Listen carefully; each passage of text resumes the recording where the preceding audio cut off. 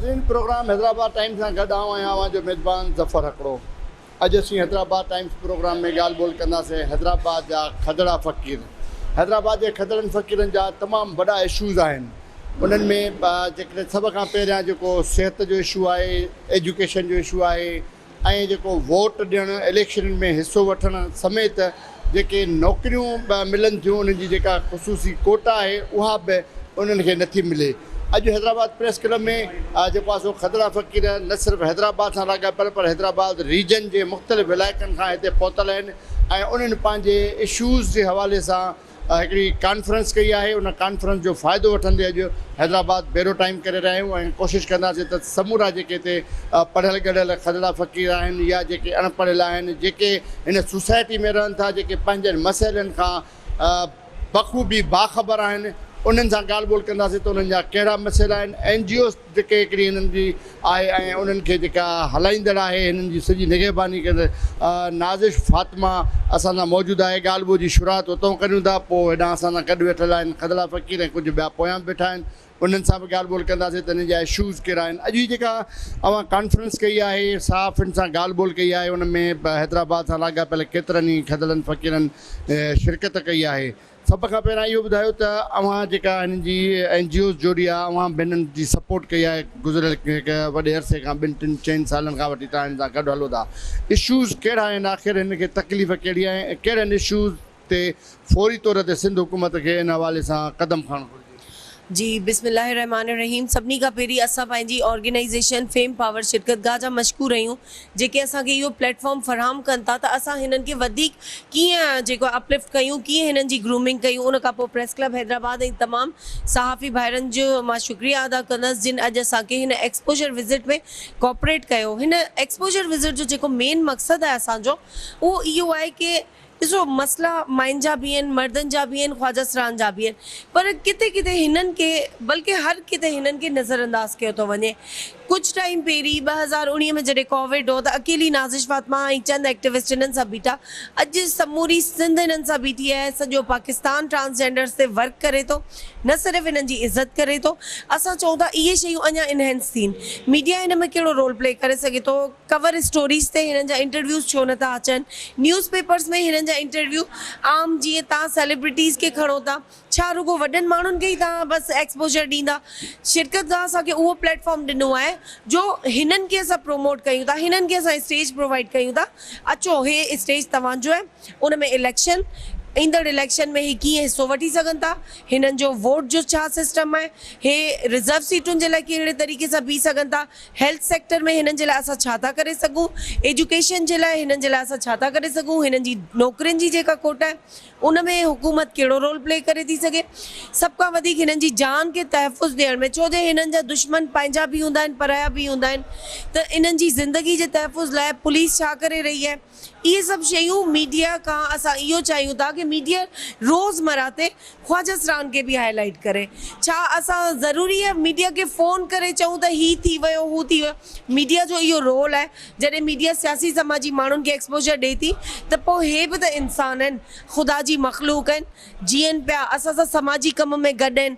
तव्हां ॾिठो हींअर जेको रेन डिज़ास्टर आयो उन में हे सभु ख़्वाजा सरा हलिया हुआ, पंहिंजी पंहिंजी बिसात मुताबिक़ हंध खयूं, मानियूं ठाहियूं, हली उते बोर्ड मुतासिरनि में बि रहियूं।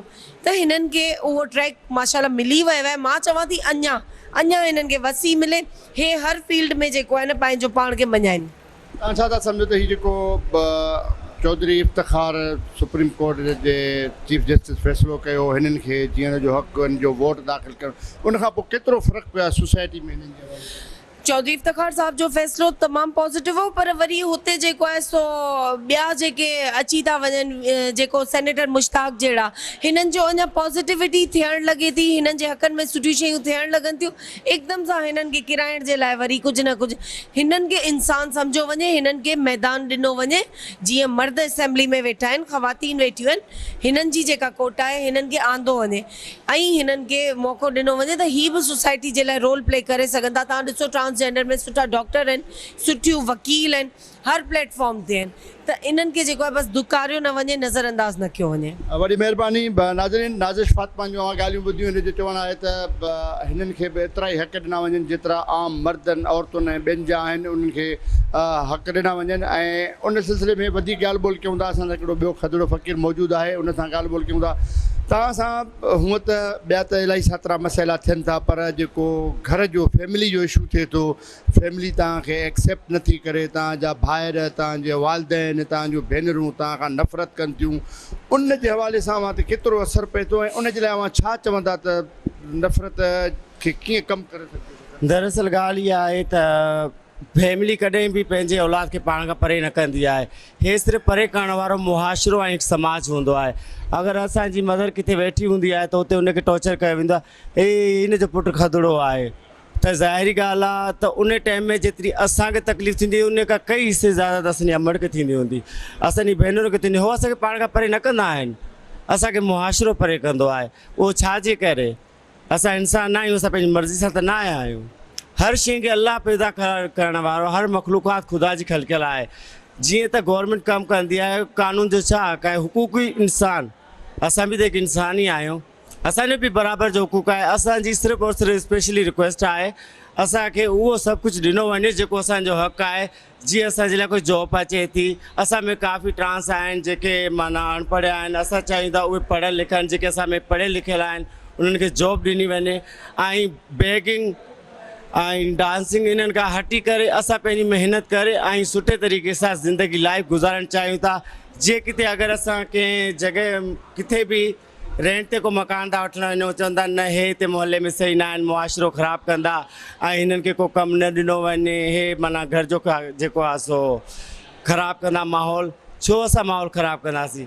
असां कॾहिं बि घर खां माना ईअं ख़राबु थी न निकितासीं। असांखे मुआशिरे कयो, मजबूरी कयो, असांखे उहो हक़ूक़ ॾिनो वञे, असांखे उहो हर स्पेस ॾिनो वञे, त ज़ाहिरी ॻाल्हि आहे असां ॾाढो ख़ुशि थींदासीं। असांजी एतिरियूं असांजी जेके काफ़ी ॻाल्हियूं आहिनि, सिर्फ़ु प्लीज़ स्पेशली प्रेस क्लब खे रिक्वेस्ट आहे त असांजी हर 8 ॾींहं 7 ॾींहं मीडिया ते आम हलाई वञे ताकी गवर्नमेंट ताईं असांजो आवाज़ु पहुचे ऐं असांखे पंहिंजो हुकूक मिलियो वञे। सोसाइटी हुननि खे तंग करे थी, सोसाइटीअ जे अढंगे रवैये सबबु हिननि जा वालदेन, हिननि जा भाइर भेनरूं, हिननि जा जेके रिश्तेदार आहिनि उहे हिननि खां नफ़रत कनि था। बाक़ी न त को बि भाउ भेण या को बि वालदेन न चाहींदो त हुनजे औलाद जे ख़िलाफ़ु केरु गंदो लफ़्ज़ इस्तेमालु करे ऐं को हुनखे नफ़रत जे निगाहुनि सां ॾिसे। इहो चवणु हुयो हिननि जो। ऐं असांजा हिकिड़ो ॿियो खदड़ो फ़क़ीर मौजूदु आहे ऐं हीअ हिननि जे अॻुवाणनि में शामिलु थिए थो। ख्वाजा सना ख़ान असां सां मौजूदु आहे ऐं सना ख़ान बि हैदराबाद जो ईअं सम्झो त समाजी वर्कर आहे। हुनजा तमामु घणा समाजी कम आहिनि, ख़ासि तौर ते पंहिंजे हिन बिरादरी जे लाइ, पंहिंजे जेका खदड़ा फ़क़ीर आहिनि उन्हनि जे हवाले सां हुन वॾो बहितरीनु कमु कयो आहे ऐं इलेक्शन में बि हिसो वठंदो रहंदो आहे। सना ख़ान हिन वक़्तु मजमूई तौर ते जेके पीउ माउ भाइर भेनरूं खदड़ा फ़क़ीरनि खां नफ़रत कनि था ऐं उन खां अलावा वरी इहा सोसाइटी बि नफ़रत करे थी। हाणे एजुकेशन जे हवाले सां मां ॿुधायो त एजुकेशन कीअं तव्हांजी बहितर करे सघे थी, एजुकेशन में कीअं तव्हांखे अॻिते आणे सघे थी? बिस्मिल्लाहिर्रहमानिर्रहीम। तमामु ॾिसण वारनि जो शुक्रिया। ऐं मुंहिंजो नालो सना ख़ान आहे, मां ट्रांसजेंडर एक्टिविस्ट आहियां, ख्वाजा सरा कम्यूनिटी ते कमु करे रही आहियां। हींअर मां Sindh police SSP office Hyderabad खां फोकल पर्सन बि आहियां। इलेक्शन कमीशन ऑफ पाकिस्तान जे तरफ़ां सिलेक्ट थियल मेंबर पॉलिटिशियन पीपल्स पार्टी जे प्लेटफॉर्म तां टिकट होल्डर भी आहियां ऐं पंहिंजी कम्यूनिटी ते कमु बि करे रही आहियां। मुंहिंजो चवणु इहो आहे त असांजी कम्यूनिटी जे लाइ कुझु मुख़्तलिफ़ जेको आहे न त स्पेस रखी वञे। ख़ासि करे असांजी कम्यूनिटी में जेका एजुकेशन आहे, एजुकेशन जी कमी जे हुजण मुताबिक़ असांजी कम्यूनिटी अॻे नथी वधी सघे ऐं जॉब कोटा ते नथी अची सघे। जीअं त कोरोना खां बाद में सिंध गवर्नमेंट ऐलान कंदी रही आहे ऐं हिन ते इम्प्लीमेंट इंशाअल्लाह ताला असां जल्द कराए वठंदासीं। जेका असांजा बेसिक राइट्स आहिनि त एजुकेशन मां सम्झां थी मस्ट आहे। सो असांखे मुख़्तलिफ़ यूनिवर्सिटियुनि में, मुख़्तलिफ़ स्कूल्स में जेंडर स्टडी जे हवाले सां, जीअं हिकिड़ी औरत जे हवाले सां हिकिड़ो सब्जेक्ट रखियो थो वञे, मर्द जे हवाले सां हिकिड़ो सब्जेक्ट रखियो वञे, त ईअं ई जेको आहे न त असांजे ख्वाजा सिराउनि लाइ जेके असांजा ट्रांसजेंडर पर्सन्स आहिनि उन लाइ बि हिकिड़ो सब्जेक्ट रखियो वञे ऐं उन लाइ बि हिकिड़ी स्टडी जो आहे न एजुकेशन में एड कई वञे त मां सम्झां थी त माशरे में असां लाइ हिकिड़ो पॉज़िटिव रिस्पॉन्स ईंदो ऐं उन में असांजी जेको आहे न रिस्पेक्ट में बि इज़ाफ़ो ईंदो। ना ही जेके आम मुआशरे में जॾहिं अवां ते आङिरियूं खॼनि थियूं, अवां जंहिं रोड ते घुमो था, रस्तनि ते, उन वक़्तु छा अहसासात हूंदा आहिनि? तव्हां त खणी समाजी अॻुवान आहियो ऐं तव्हां उनखे फेस करे वेंदा हूंदव, पर जेके आम खदड़ा फ़क़ीर आहिनि वीचारा लिकी लिकी इन समाज खां, सोसाइटी खां ॿाहिरि निकिरनि था, रोडनि ते अचनि था, उन्हनि सां जेको अढंगो रवैयो इस्तेमालु कयो थो वञे हिन सोसाइटी में, कहिड़ियूं उन्हनि खे फीलिंग थियनि थियूं ऐं कहिड़ो अव्हां खे शिकायत बि मिलंदी हूंदी, अव्हां वटि माण्हू बि ईंदा हूंदा, ऐं वरी जेकॾहिं तव्हां कंहिंजे ख़िलाफ़ु कंप्लेन करणु वञो था त तव्हांखे कहिड़ो ओॾां जवाबु मिले थो? पुलिस में थाणनि ते का कंप्लेन थिए थी या उते बि तव्हांखे धिकारियो वञे थो?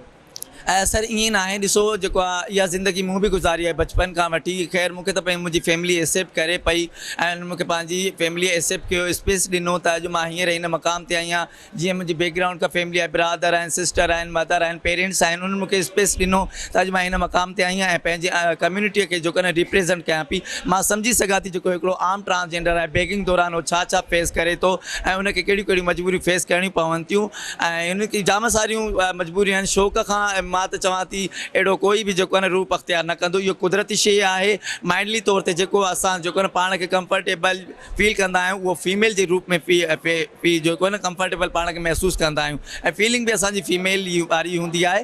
त इलाही सारा मसइला आहिनि जेके फेस कंदी आहे। लेकिन जीअं त हाणे जेको आहे त हींअर ई ताज़ो ॻाल्हि आहे, ताज़ी न्यूज़ आहे, जीअं SSP हैदराबाद अमजद शेख साहब ऐं ह्यूमन राइट्स सेल जी मैडम मारिया जेका इंचार्ज आहे, उनजे तरफ़ां जेको आहे न 5 फोकल पर्सन डिस्ट्रिक्ट हैदराबाद ते सिलेक्ट किया विया आहिनि ऐं जेके बि हैदराबाद जा पूरे डिस्ट्रिक्ट हैदराबाद जा जेके बि PS आहिनि, उन्हनि में हिकिड़ी ट्रांसजेंडर फैसिलिटेशन डेस्क रखी वई आहे। पुलिस जे तरफ़ां हिकिड़ो सुठो जेको आहे न त इहो जेको आहे न त क़दम खयों वियो आहे ऐं असांजी कम्यूनिटी खे हिकिड़ो सुठो रिस्पॉन्स बि मिली रहियो आहे। लेकिन माशरे जी चेंज जेको आहे न आहिस्ता आहिस्ता ई बदिलबी। मां सोचां थी माशरे जे चेंज करण लाइ माइंडली तौरु त इन में जेको आहे न मीडिया जेको आहे न असां सां जेको आहे न सपोर्ट करे ऐं असां लाइ को टाइम कढे, को स्पेस ॾिए। मीडिया जेको आहे न ट्रांसजेंडर जी जेको ख्वाजा सराउं जी लाइफ ते स्टोरीज़ आहिनि, उनजे राइट्स ते जेको आहे त उहो जेको आहे न मीडिया में कैंपिंग हलाए, त मां चवां थी त जेको आहे न त माशरे जो बि असां माइंड चेंज करे सघूं था। नाज़रीन, सना ख़ान जो ॻाल्हियूं ॿुधियूं। सना ख़ान जो चवणु आहे त जेको आम सियासी समाजी तंज़ीमुनि या जेके ॿिया माण्हू आहिनि, उन्हनि खे कवरेज ॾिनी थी वञे मीडिया जे तरफ़ां, जेके बि प्रिंट मीडिया हुजे या इलेक्ट्रॉनिक मीडिया हुजे, अहिड़े ई तरीक़े सां जेके हिननि जा इशूज़ आहिनि, हिननि जूं कॉन्फ्रेंसूं थियनि थियूं, हिननि जा सेमिनार थियनि था, हिननि जूं जेके आम रूटीन में ख़बरूं थियनि थियूं, उन्हनि खे बि उन ई नमूने सां कवरेज ॾिनी वञे त हीअ पंहिंजा मसइला हल कराए सघनि था। अॼोकी जेका कॉन्फ्रेंस हुई, उन कॉन्फ्रेंस जे हवाले सां जो इहो ई चवणु आहे त मीडिया हिननि जे मामलनि खे उथारे ऐं मामलनि खे सपोर्ट करे। हिकिड़ी नंढी वठूं था ब्रेक, ऐं ब्रेक खां पोइ वरी अची मिलूं था। तेसि ताईं असां सां गॾु रहिजो।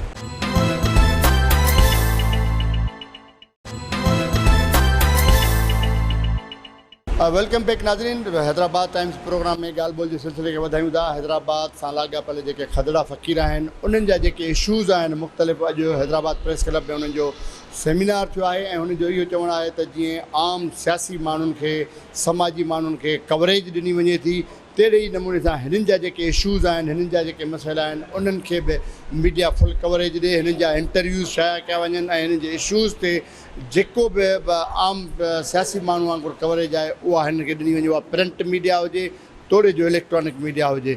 ॻाल्हि ॿोल खे अॻिते वधायूं था। असां सां मौजूद आहे हिकिड़ो खदड़ो फ़क़ीर, उन सां क्या आपके इशूज़ हैं अभी तक जो जिस पे आज कॉन्फ्रेंस की है, आपको मीडिया कवरेज नहीं दे रही है, उसके अलावा नौकरियों की कोटा है या आम और इशूज़ हैं, कि क्या क्या मसले हैं? सर हमारे इश्यूज़ ये हैं कि हमें गवर्नमेंट के चाहिए, हमें मीडिया को चाहिए कि हमें आगे लाएं और उसके बाद हमारी जो भी मसाइल हैं हमारे हल किए जाएं। हमें नौकरियां मिलनी चाहिए, हमारे ट्रांस को चाहिए। बहुत सारे मिसाल पेश आती हैं, हमें हमारे मसाइल हल किए जाएं। गवर्नमेंट सिंध की हमारी अपील है कि हमारे जितने भी मसाइल हैं हमारे हल करें और हमारे जो भी मकसद ट्रांस के लिए मुश्किलात पेश आती हैं वो हमारी मुश्किलात हल करें और हमारी नौकरियाँ दी जाएँ। हमारे ट्रांस के लिए, हेल्थ के लिए हमारे आगे लाया जाए। सिंध हुकूमत से हमारी अपील है कि हमारी हेल्थ के बारे में हमें आगे लाया जाए और उसके बाद जो भी हमारे ट्रांस यहाँ पे आएँ, इनके मसाइल के लिए आएँ, इनका मसाइल हल किए जाएँ। हमारी जो गुजारिश है सबके। एजुकेशन के हवाले से अगर आप पढ़ाने के सिलसिले में कोई स्कूल जाते हैं तो उसके क्या? जी बिल्कुल, हमारे जो कई ऐसे हैं, हमारे ट्रांस हैं जो अनपढ़ हैं, उनके लिए कोई स्कूल खोले जाएँ, उनका कोई अदारा खोला जाए, उनको तालीम दी जाए।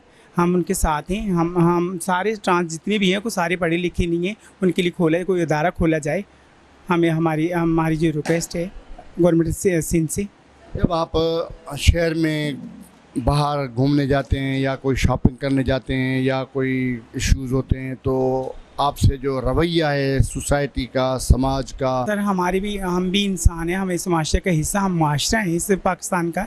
हमें बहुत सारे मुश्किलात पेश आते हैं, लेकिन हमारे कोई भी नहीं सुनता, हमारे कोई मुझसे सपोर्ट नहीं करता। इसलिए हम रिक्वेस्ट करते हैं गवर्नमेंट सिंध से, मीडिया वालों को भी चाहिए जो भी गवर्नमेंट सिंध हमारी हेल्प की जाए। ॻाल्हि ॿोल जे सिलसिले खे अॻिते वधायूं था ऐं हिते जेका हैदराबाद प्रेस क्लब में कॉन्फ्रेंस थी आहे त मीडिया छो नथी कवरेज ॾे ऐं मीडिया हिननि जे इशूज़ खे छो नथी खणे, उन हवाले सां शिकायतूं मीडिया जूं बि हुयूं, मीडिया वारनि सां हिननि बि शिकायतूं कयूं आहिनि। उन सिलसिले में ॻाल्हि ॿोल कयूं था त हिन जा इशूज़ कहिड़ा आहिनि, आप क्या क्या इशूज़ हैं जो जिनको फौरी तौर पे हल होना चाहिए और हुकूमत या जो मकामी इंतज़ामिया है उनको जल्दी कदम उठाना चाहिए? ख़ास इश्यूज़ कौन से हैं जो फिलफौर हल होने चाहिए? सबसे पहले तो आप लोग ये करें कि NIC के बड़े प्रॉब्लम हैं। NIC के सब लेटर वगैरह भी इशू हो गए हैं। नादरा वाले अगर मतलब इस चीज़ को मेहरबानी करें कि हमारे जो ख्वाजा सरा हैं उनको शनाख्ती कार्ड, उनकी ID बने तो बहुत ज़्यादा बेहतर है, क्योंकि आइडेंटिफिकेशन होने से इंसान के बहुत से मसले मसाइल हल हो जाते हैं। और दूसरी बात ये कि प्रोटेस्ट वगैरह हम लोग कर लेते हैं, हमारे ख्वाजा सरा पूरे पाकिस्तान में जो कत्ल होते हैं उनका कोई पूछने वाला नहीं होता, उनको कवरेज नहीं दी जाती। सिर्फ ख्वाजा सरा कहीं पकड़ा जाता है कोई किसी बुरे काम में तो उसी को बड़ा मजाक खेज़ करके हाईलाइट करके किसी भी प्रोग्राम में दे दिया जाता है, लेकिन ख्वाजा सरा जब कत्ल होता है तो उसके दुख के साथ कोई उसको हाईलाइट नहीं करता। कि कभी किसी मीडिया ने ये कहा कि बड़े दुख की बात है कि हमारा एक ख्वाजा सरा इंतकाल कर गया या उसका कत्ल हो गया, तो प्लीज़ उसके लिए कोई प्रोटेस्ट करें। कोई ख्वाजा सरा अगर बीमार होकर मर जाता है तो उसकी मदद करने वाला कोई नहीं, कोई गवर्नमेंट नहीं है, कोई गवर्नमेंट इदारा ऐसा नहीं है जो किसी ख़ास ख्वाजा सरा के साथ इस तरह करे। प्लीज़ जनरल पॉपुलेशन, हम लोगों को जनरल पॉपुलेशन समझा जाए। जैसे एक मर्द की सिक्योरिटी के लिए, उसकी हेल्थ के लिए, उसकी एजुकेशन के लिए सारा काम हो रहा है, तो ऐसे ख्वाजा सराओं के लिए भी होना चाहिए। नॉट स्पेशल, आम लोगों की तरह होना चाहिए। आम लोगों की तरह ट्रीट करेंगे तो आम लोग भी आम लोगों की तरह हम लोगों को ट्रीट करेंगे। जब आम लोगों की तरह ट्रीट होंगे तो स्कूल में बैठने से प्रॉब्लम नहीं, हमें जगह अलहदा नहीं चाहिए, हमें पोर्शन अलहदा नहीं चाहिए, हम भी सब लोगों के साथ होंगे। अगर मर्दों की लाइन में खड़े होकर ये लोग परेशान होते हैं तो मर्द उनके साथ हाथ लगा के परेशान करते हैं। औरतों के साथ अगर खड़े होते हैं तो औरतें उनसे डर कर परेशान हो करती हैं। तो मतलब जाएँ कहाँ? या तो उनके लिए अलहदा लाइनें लगाई जाएँ तो उनको अलहदा किया जाए कि माशरे से अलहदा आप कर रहे हैं, या तो इतनी अवेयरनेस मीडिया दे पब्लिक को कि ये ख्वाजा सरा हैं, कोई जिनबूत नहीं है, कोई सेक्स सिंबल नहीं है, कोई भीख मांगने वाला कोई सिंबल नहीं है। हम लोग सिंबल ना बनाया जाए, प्लीज़ ख्वाजा सराओं को सिंबल ना बनाया जाए।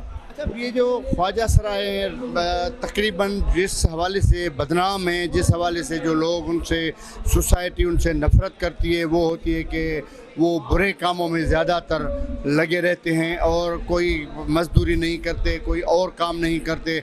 मिसाल के तौर पे हुनर हैं, कपड़े सिलना और दूसरे बड़े हुनर होते हैं जो औरतें भी करती हैं, आम लोग भी करते हैं। अगर वो करें तो उस हवाले से बुरे कामों को छोड़ नहीं सकते, या जो वो लोग हैं जो बुरे काम कर रहे हैं, रात को अंधेरे में खड़े होना, रोडों पे खड़ा होना, तो इनसे कैसे जान छूट सकती है? और इन लोगों ने आप जैसे लोगों को भी बदनाम किया है मेरे ख्याल में, तो उनके लिए क्या कानून बनना चाहिए? या आप जो काम कर रहे हैं, समाजी एक्टिविस्ट हैं, सोशल एक्टिविस्ट हैं, तो उनके खिलाफ क्यों नहीं हो रहा है? या ऐसी कोई है तजवीज़ आपको कि वो इस काम को छोड़ दें?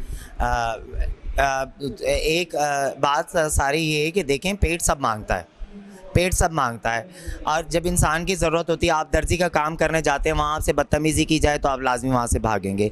आप एक दुकान पे मजदूरी करने जाते हैं, मैं 4 लोग खड़े होकर आपको सिर्फ छेड़ ही रहे होते हैं रोज़ाना के तौर पे, तो आप वहाँ से जाते हैं, आप भागते हैं। तो फिर जाहिर सी बात है हमारे लोगों के पास, हमारी जो ये कम्युनिटी है ये बहुत मतलब तंग हुई हुई कम्युनिटी है। तो इसके ऊपर आप लोगों को फोकस देना है कि ये सब कुछ छोड़ सकते हैं अगर इनको काम इज्जत से मिले। तो हम लोग जैसे काम कर रहे हैं, हमारे ट्रांसजेंडर, जैसे मैंने आपको बताया भी थोड़ी देर पहले कि सना खान है, मरियम शेख है, अलीशा है, मदिया है, ये लोग भी, और भी बहुत ख्वाजा सरा है, मूना है, मतलब जूनी है, बहुत सारे ऐसे ख्वाजा सरा हैं जो मेहनत मजदूरी अपनी जॉब्स कर रहे हैं, पढ़े लिखे हैं, और इनके साथ कई लोग ऐसे हैं जो पढ़े लिखे हैं, अपनी जॉब्स कर रहे हैं। तो हमें स्पेस सिर्फ ख्वाजा सराओं में दिया जा रहा है, तो हम अपने ख्वाजा सराओं के लिए काम कर रहा है, लेकिन हमें आम पॉपुलेशन में भी, जनरल पॉपुलेशन में भी हमें पोजीशन ही दी जाए, अगर बिठाया जाए तो हम लोगों को वहाँ पर हमारे सेमिनार्स हों, कोई जनरल पॉपुलेशन की मीटिंग्स होती हैं, उनमें हम लोगों को बुलाया जाए, हमारे एक्टिविटीज़ को बुलाया जाए, ताकि लोगों को ये मालूम हो कि ख्वाजा सरा सिर्फ बुरा काम ही नहीं करते। चंद एक ख्वाजा सरा हैं, देखिए मर्द भी चंद एक हैं जो बुरा काम करते हैं, औरतें भी चंद एक ऐसी हैं जो बुरा काम करती हैं। कभी आप लोग उनको टारगेट नहीं करते। ख्वाजा सरा के पास जगह नहीं है, वो रोड पर आ जाता है तो उसको सब टारगेट करते हैं। ऐसा तो नहीं है ना कि औरत बुरा काम नहीं करती, मर्द बुरा काम नहीं करता। तो ख्वाजा सरा भी ऐसे हैं जो बुरा काम भी करते होंगे, लेकिन अगर सही मुआशरे को एक दूसरे से मिलजुल के चलेंगे तो ये बुरा काम भी ख़त्म हो जाता है।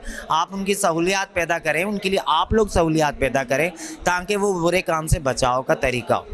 अच्छा, आपने कॉन्फ्रेंस के दौरान एक इशू उठाया कि पुलिस का आपके खिलाफ रवैया बहुत ख़राब है, और पुलिस का एडवोकेट जहाँ पे रहते हैं, घर लेते हैं, तो वहाँ पे आना, आपके ख़िलाफ़ साजिशें करना और आपको तंग करना, इसका क्या इशू है? पुलिस कैसे आपसे रवैया? नहीं, ऐसी बात नहीं है। पुलिस का रवैया असल में वो एक केस की बात हो रही थी। एक हमारे ख्वाजा सरा का इंतकाल हुआ था काफ़ी साल पहले, तो उस वक्त हमें बड़ा परेशान किया गया था, लेकिन इस वक्त हमें पुलिस बहुत कोऑपरेटिव है। सिंध पुलिस ख़ास तौर पे ख्वाजा सराओं के साथ इस वक्त बहुत कोऑपरेटिव चल रही है और बहुत अच्छी चल रही है। ठीक है, हमारे ख्वाजा सराओं को फोकर पर्सन, एसएसपी हाउस पे फोकर पर्सन के भी लेटर इशू हुए हैं। हमारे ख्वाजा सरा थानों के ऊपर भी बैठेंगे इंशाल्लाह। ये सिंध पुलिस की मेहरबानी है, और सिंध पुलिस के हम बहुत बहुत बहुत शुक्रगुजार हैं कि उन्होंने ख्वाजा सराओं के लिए इतना किया है कि ख्वाजा सराओं को हर थाने पर एक ख्वाजा सरा अवेल किया जाएगा। या अभी तो सिर्फ चंद हैं, लेकिन हर ख्वाजा सरा को मतलब थाने दिए जाएंगे, उसमें एक ख्वाजा सरा होगा जो पढ़ा लिखा होगा, जो ख्वाजा सराओं की कंप्लेन लिखेगा। तो ये चीज़ हमारे लिए बहुत खुश आइंद है और हम पुलिस से बहुत खुश हैं।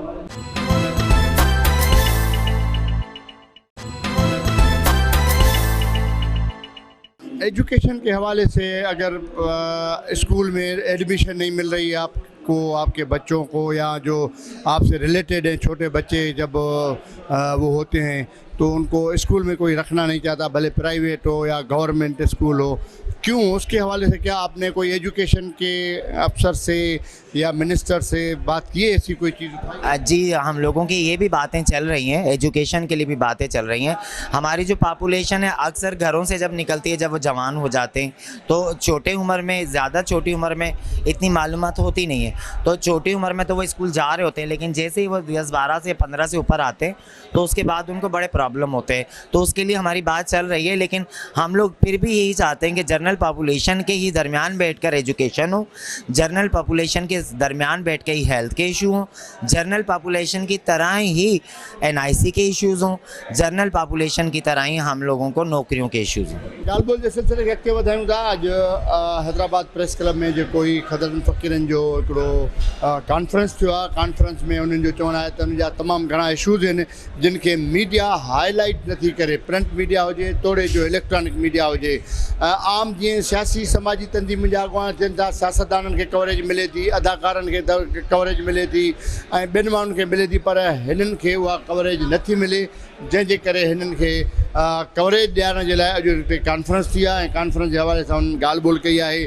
क्या आपके इशूज़ हैं? हमें मीडिया वालों से बहुत से उनका थैंक यू वेरी मच करना है, और बहुत से थोड़ी सी कमियां भी ऐसी हैं उनमें कि जिसकी हमें बहुत ज़रूरत है, कि जैसा कि हम चाहते हैं कि हमें भी मतलब कि पॉजिटिवली हाईलाइट किया जाए, जैसा कि आप फीमेल्स को करते हैं, मेल्स को करते हैं, सियासतदान को करते हैं, अदाकार लोगों को करते हैं, स्पोर्ट्स को करते हैं। इसलिए हमारा भी स्पोर्ट्स में हिस्सा होना चाहिए।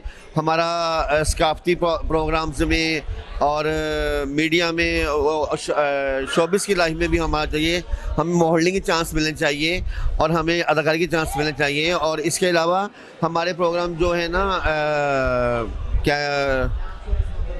दीनी तौर पे भी हमें हाईलाइट करना चाहिए। हमें दीनी हमें कमी है, वो हम लोगों में कुछ लोगों में तलीमी भी देना चाहिए और हम लोगों को उम्र भी करवानी चाहिए। और इसमें मीडिया को ये बनता है कि वो इस टॉपिक में हमारी आवाज़ मान के हमें ऊपर लें, बार बार हमें वो इसका हमारी प्रेस कॉन्फ्रेंस करें और हमारे डोर टू डोर जाके वो हमारे अज़ाइम, हमारे जो दिल की तमन्नाएँ हैं, जो हमारी एक हक़ है, जो हमारी इस्लामी तौर पे हम आगाही चाहते हैं, वो भी हमें हाईलाइट होना चाहिए।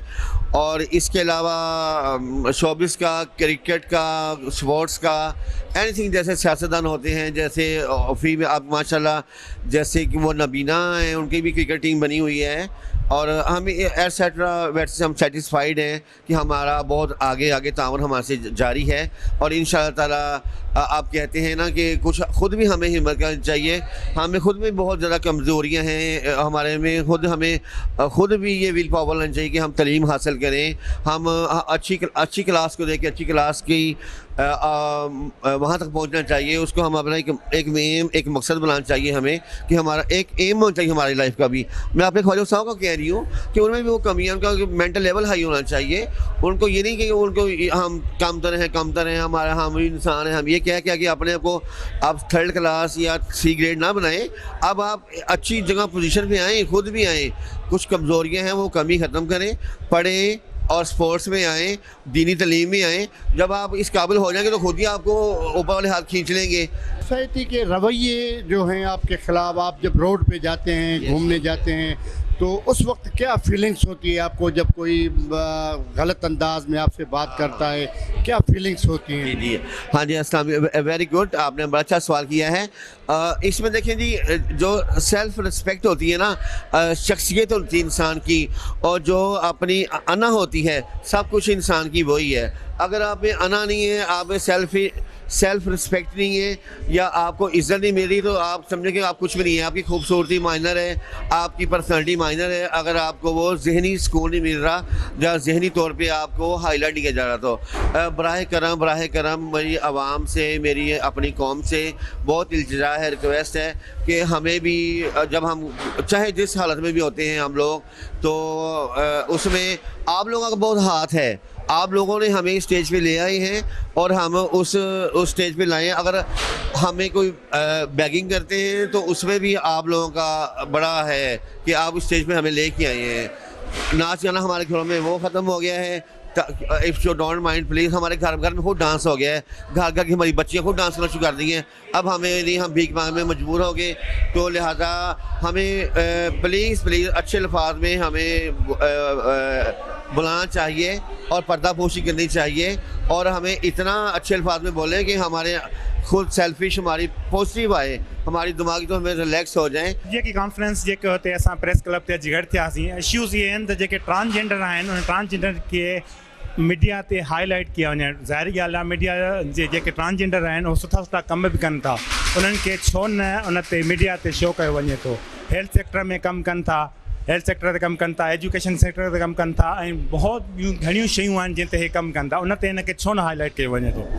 इन करे ही जेको अॼु कॉन्फ्रेंस हुई, इन जे हवाले सां त असां मीडिया खे इहे शइ ॾियूं त असां जूं जेके ट्रांसजेंडर जा हुकूक जे आहिनि उन्हनि ते बि फोकस कनि, ऐं असां जेके एक्टिविटीज़ कयूं था, जेके असां सुठा कम कयूं था, उन्हनि खे हाईलाइट छो न कयो वञे थो।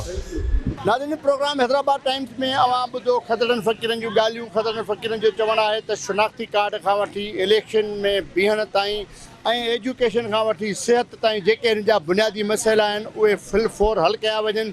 ऐं हुननि इहो बि तमामु घणियूं शिकायतूं कयूं आहिनि त जीअं आम सियासतदान खे, अदाकारनि खे, गुलकारनि खे ऐं फ़नकारनि ऐं ॿियनि खे मीडिया कवरेज ॾेई रही आहे, ईअं हिननि जे इशूज़ खे बि मीडिया कवरेज ॾे। हिननि जा जेके बि तालीम समेत जेके बुनियादी इशूज़ आहिनि उन्हनि खे फुल कवरेज ॾिनी वञे, उन जा मसइला उथारिया वञनि त जीअं हिन जा मसइला हल थी सघनि। ऐं हिन खे नौकरियुनि में जेका कोटा तहत ॾिनी वई, उहा नौकरियुनि में कोटा ख़ासि तौर ते ॾिनी वञे। प्रोग्राम हैदराबाद टाइम्स जो वक़्तु पुॼाणींदे पहुतो आहे। ईंदड़ प्रोग्राम ताईं पंहिंजे मेज़बान ज़फ़र हकड़ो खे ॾींदा इजाज़त। तेसि ताईं सदाईं गॾु।